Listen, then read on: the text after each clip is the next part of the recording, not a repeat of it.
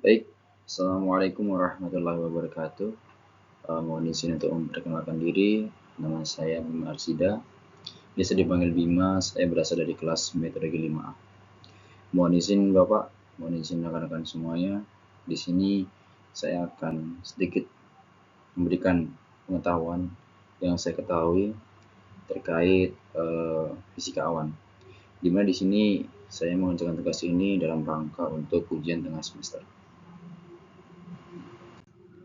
Baik, apa saja yang akan kita bahas pada pertemuan kali ini, yaitu yang pertama adalah tahapan mikrofisis awan, yang kedua adalah curvature effect, solute effect, dan kaitannya antara curvature dan solute effect. Lalu yang ketiga ada modifikasi teori partikel udara. Lalu yang keempat ada perhitungan terkait supersaturation lingkungan. Dan yang kelima juga ada perhitungan terkait nilai kecepatan angin vertikal U. Baik, untuk yang pertama yaitu mikrofisika awan. Dimana kita lihat di sini ada grafik ya. Grafik ini memvisualisasikan hubungan antara ukuran efektif tetesan awan pada suhu T di dalam awan serta bagaimana kondisi polusi. Di sini kita lihat ya, di sini ada polluted dan juga clean dan bersih. Itu mempengaruhi proses mikrofisika awan.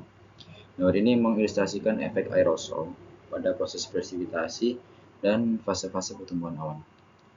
Grafik ini juga menunjukkan gitu bagaimana aerosol dari polusi dapat memodifikasi karakteristik awan, mempengaruhi cuaca, dan bahkan memiliki dampak lebih luas kepada iklim. Baik, yang pertama di sinilah diffusion. Diffusion itu ketika ada tetesan air mulai terbentuk melalui kondensasi uap air di sekitar partikel inti kondensasi atau CCN. Nah, tetesan bertambah besar karena penyerapan uap air secara langsung. Lalu yang kedua ada tumbukan penggabungan, collision coalescence.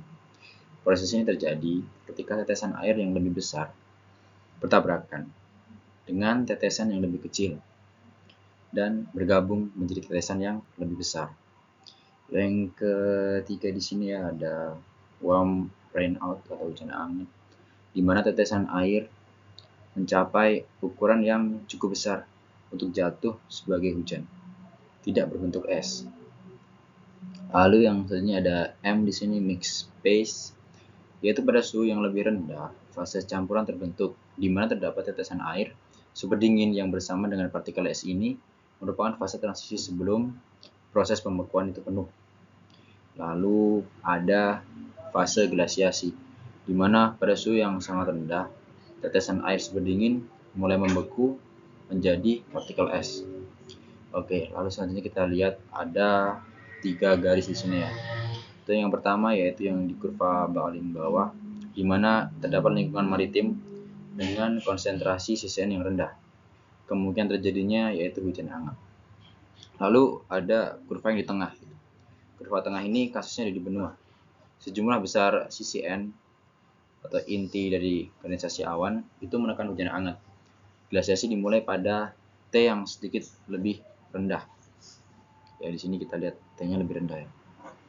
Lalu untuk kurva yang paling atas itu lingkungan yang tercemar dengan polluted, di mana jumlah CCN yang sangat banyak menghasilkan banyak tetesan air kecil di dasar awan, menekan tabrakan koalensi. Pembekuan dimulai pada T yang lebih rendah lagi. Ya, ini yang pertama tadi pada kasus yang tercemar, di mana jumlah aerosol sebagai formasi utama pembentukan CCN sangat banyak, gitu, sehingga menghasilkan tetesan yang lebih kecil. Akibatnya mengakibatkan suppression, collision, coalescence, memperlambat dimulainya pembekuan tetesan. Dan yang kedua tadi juga merupakan kasus yang umum terjadi di daratan atau benua tadi, wilayah kontinental, di mana jumlah aerosol CCN yang lebih besar membantu menekan proses hujan hangat dan glasiasi dimulai pada suhu yang sedikit lebih rendah. Yang terakhir merupakan kasus yang umum terjadi di perairan atau maritim, di mana memiliki konsentrasi CCN yang rendah dan kemungkinan terjadi proses hujan hangat. Oke, selanjutnya kita akan membahas terkait curvature effect, di mana laju penguapan dari permukaan lengkung tetesan lebih besar daripada laju penguapan dari permukaan air yang datar. Itu dikarenakan karena adanya tekanan permukaan. Namun pertumbuhan tetesan memerlukan kondensasi agar dapat melampaui penguapan. Jadi agar dapat tumbuh, tetesan yang lebih kecil memerlukan relative humidity yang lebih besar di udara daripada tetesan yang lebih besar. Relative humidity kesetimbangan yang dihasilkan di udara sebagai fungsi jari-jari tetesan air dijelaskan oleh persamaan Kelvin. Curvature effect ini juga menjelaskan mengapa tetesan kecil membutuhkan kelembapan relatif tinggi untuk tumbuh, karena kelangsungan meningkatkan tekanan uap jenuh gitu ya.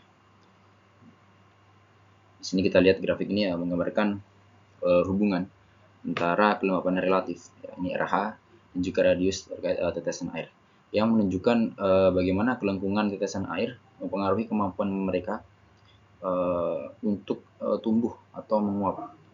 Ini didasarkan pada persamaan Kelvin yang menunjukkan bagaimana kelengkungan permukaan tetesan air kecil mempengaruhi tekanan uap yang diperlukan untuk keseimbangan antara fase cair dan gas. Oke, kita lihat di sini adalah sumbu Y, yaitu ada RH, di mana ini adalah kelembapan relatif yang diperlukan untuk tetesan air tetap stabil atau tumbuh. Kelembapan relatif di atas 1% berarti udara jenuh yang memungkinkan tetesan air untuk tumbuh. Lalu selanjutnya di sumbu X atau R ya, radius tetesan air dalam mikrometer. Tetesan kecil memiliki kelengkungan yang lebih besar yang mempengaruhi tekanan uap yang dibutuhkan untuk pertumbuhan mereka.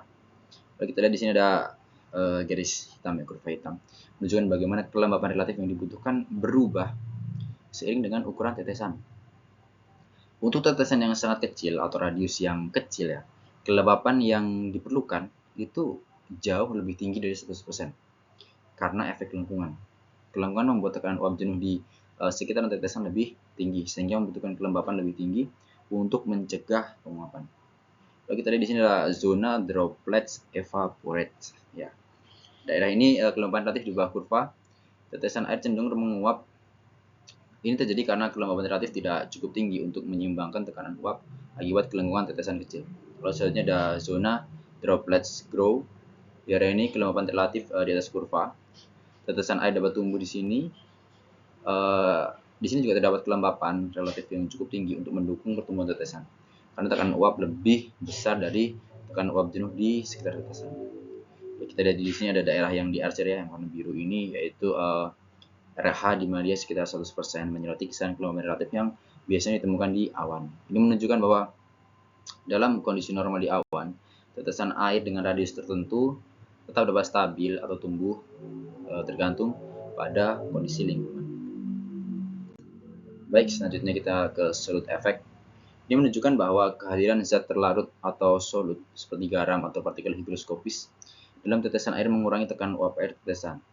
Dengan kata lain, tetesan dengan zat terlarut lebih stabil dan lebih cenderung tumbuh daripada tetesan air murni. Hukum Raoult menjelaskan bahwa tekanan uap larutan air dengan zat terlarut itu lebih rendah daripada tekanan uap pelarut murni. Di sini kita lihat ya, gambar tersebut itu menggambarkan solute effect, di mana molekul zat terlarut atau lingkaran-lingkaran yang hitam terdispersi di antara molekul air atau lingkaran yang merah dalam sebuah tetesan. Kehadiran zat terlarut menyebabkan molekul air berinteraksi dan terikat pada partikel ini yang mengurangi jumlah molekul air yang bebas untuk menguap. Akibatnya tekanan uap jenuh di sekitar larutan menjadi lebih rendah dibandingkan dengan air murni. Dalam konteks atmosfer, efek ini memungkinkan tetesan awan untuk tetap stabil dan tumbuh lebih mudah. Bahkan pada kelembapan relatif yang tidak terlalu tinggi, memfasilitasi proses kondensasi dan pembentukan awan. Selanjutnya ada Kohler effect. Ya, kurva Kohler ini menjelaskan proses di mana partikel kecil aerosol di atmosfer tumbuh menjadi tetesan awan. Proses ini dipengaruhi oleh dua efek utama, yaitu efek lengkungan atau curvature effect dan juga efek larutan atau solute effect. Keduanya memainkan peran penting dalam menentukan keseimbangan antara tekanan uap air di sekitar partikel aerosol dan radius droplet yang terbentuk. Baik, grafik Kohler yang kita lihat di sini itu menunjukkan bagaimana rasio saturasi berubah dengan jari-jari tetesan terhadap radius ya, di bawah pengaruh efek lingkungan dan juga larutan, curvature dan juga solute. Baik, untuk elemen-elemennya yang pertama kita lihat adalah di sumbu horizontal, yaitu droplet radius dalam mikrometer. Ini menunjukkan jari-jari tetesan dalam skala. logaritma berkisar antara 0,1 sampai 10 mikrometer. Itu semakin bertambah ya, semakin ke kanan. Lalu ada sumbu vertikal yaitu saturation ratio diukur terhadap air murni di mana S sama dengan 100 menunjukkan saturasi jenuh. Nilai S yang lebih dari 1 berarti udara supersaturasi yang diperlukan untuk pertumbuhan tetesan. Sementara saturasi yang kurang dari 100 berarti udara under saturasi di mana tetesan cenderung menguap. Lalu kita lihat di kurva Kohler. Kurva Kohler adalah garis melengkung yang dimulai dari kiri bawah dan melengkung ke atas sebelum akhirnya menurun ke sisi kanan ya. Di sini ya kita lihat ini kurva ini menggambarkan bagaimana rasio saturasi bervariasi dengan jari-jari tetesan. Bagian kiri kurva pada jari-jari kecil, kurva awalnya meningkat dengan tajam karena dominasi efek lengkungan. Dari sini ya. Untuk tetesan yang sangat kecil, kelengkungan meningkatkan tekanan uap sehingga membutuhkan rasio saturasi yang lebih tinggi untuk menjaga tetesan tetap stabil. Untuk puncak kurva, titik tertinggi pada kurva disebut dengan saturasi kritis dan jari-jari disebut dengan jari-jari kritis ya. Di sini jika rasio saturasi dalam lebih besar ya, aerosol akan teraktivasi menjadi tetesan awan, tumbuh secara stabil hingga mencapai ukuran yang lebih besar. Bagian kanan kurva setelah titik kritis ya di sini menurun secara perlahan. Di sini tetesan yang telah teraktivasi akan terus tumbuh karena efek larutan dan saturasi tidak lagi menjadi hambatan. Kita lihat efek lengkungan itu ditunjukkan oleh garis putus-putus melengkung ke atas yang menggambarkan bagaimana rasio saturasi meningkat tajam untuk tetesan kecil. Lalu untuk efek larutan ditunjukkan dengan garis putus ke bawah dari atas yang menggambarkan bagaimana rasio saturasi berkurang karena kehadiran zat terlalut.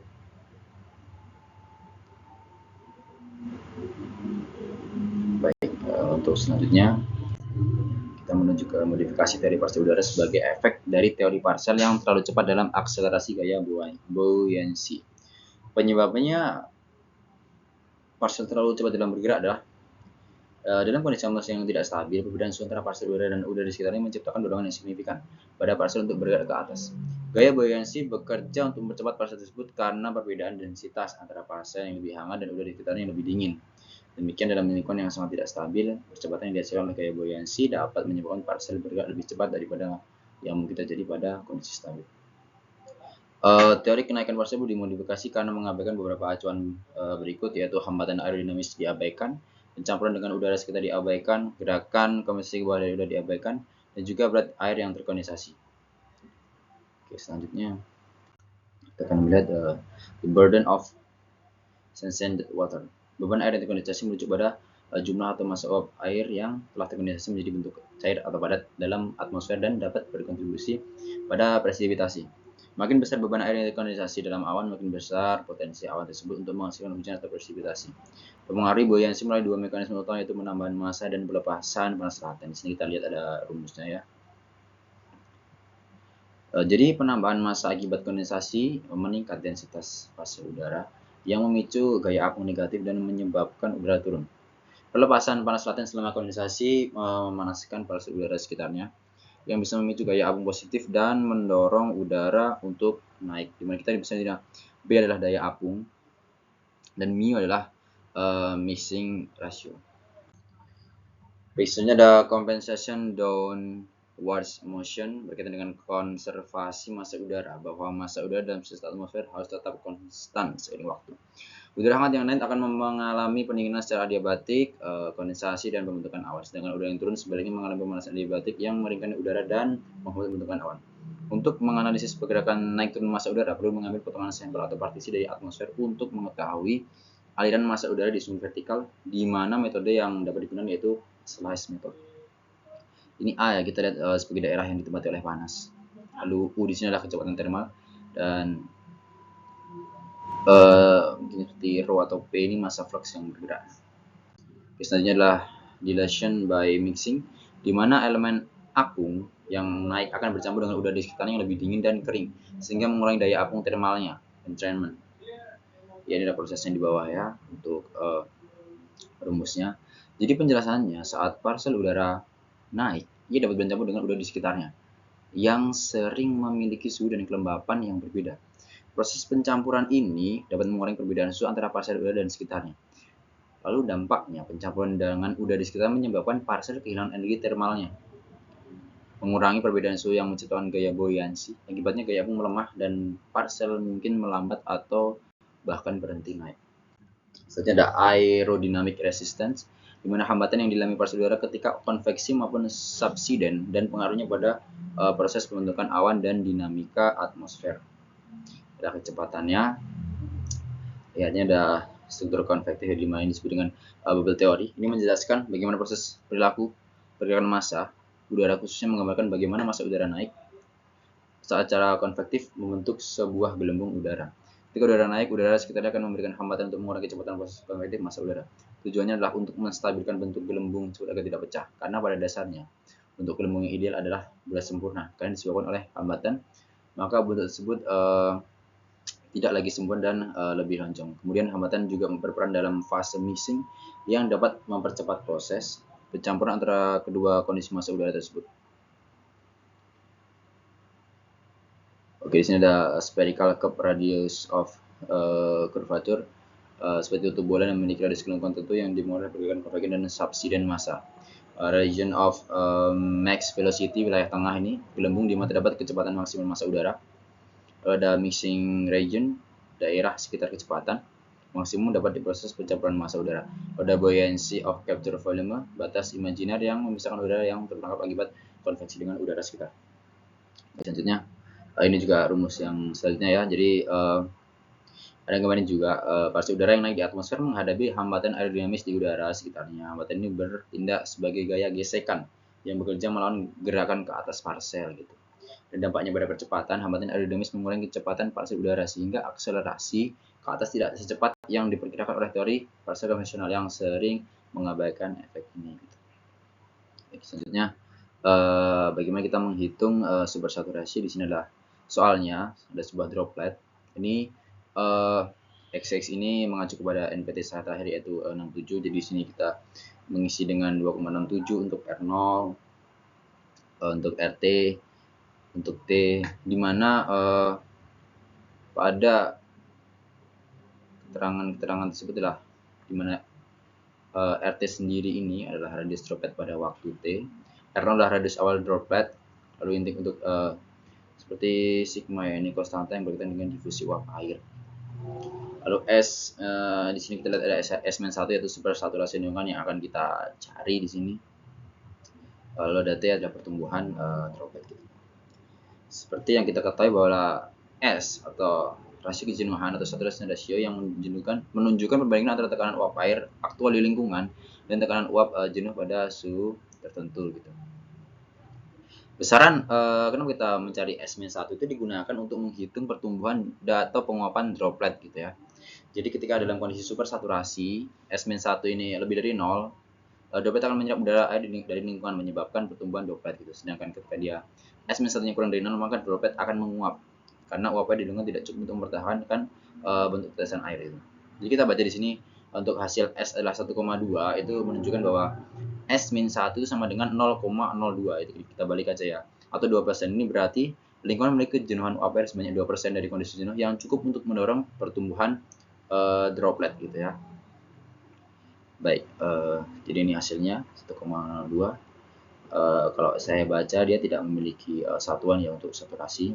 Namun diklasifikasikan berdasarkan yang tadi ketika S lebih dari 0, S kurang dari 0 atau sama dengan atau itu untuk saturasi biasa. Tapi untuk saturasi super saturation kita menggunakan S-1 gitu. Ya.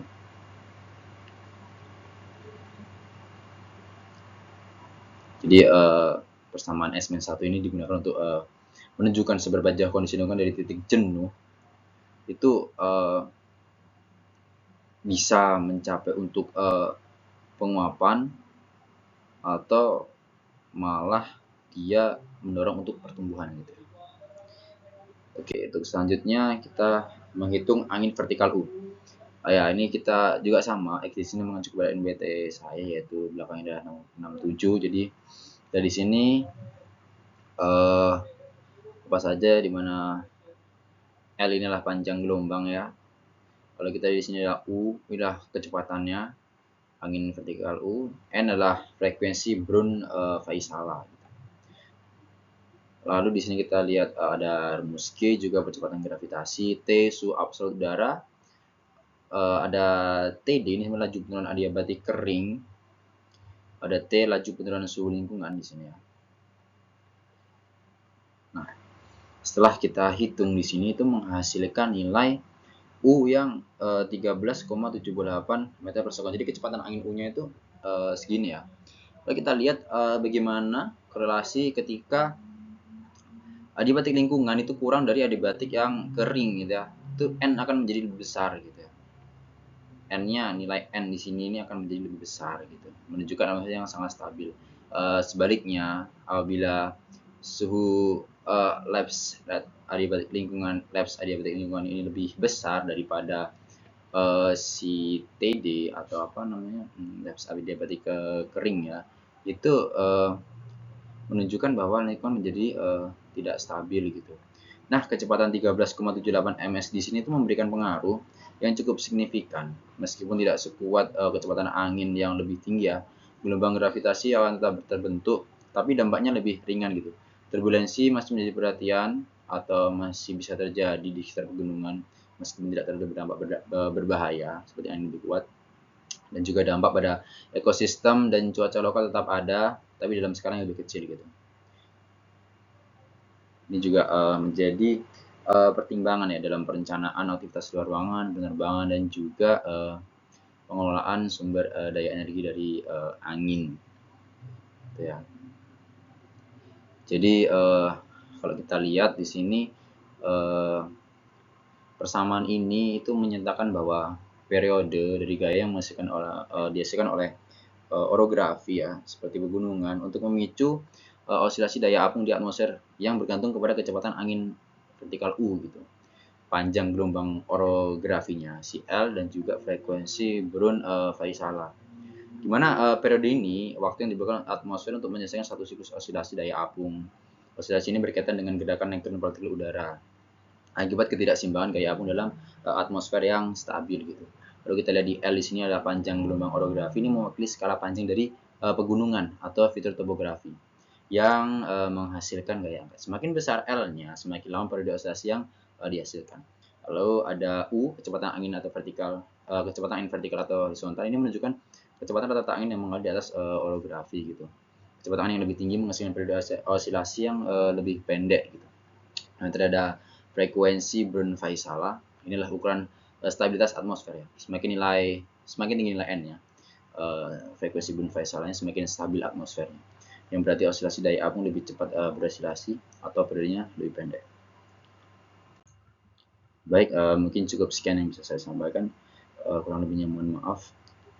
Wabillahi taufiq wal hidayah. Wassalamualaikum warahmatullahi wabarakatuh.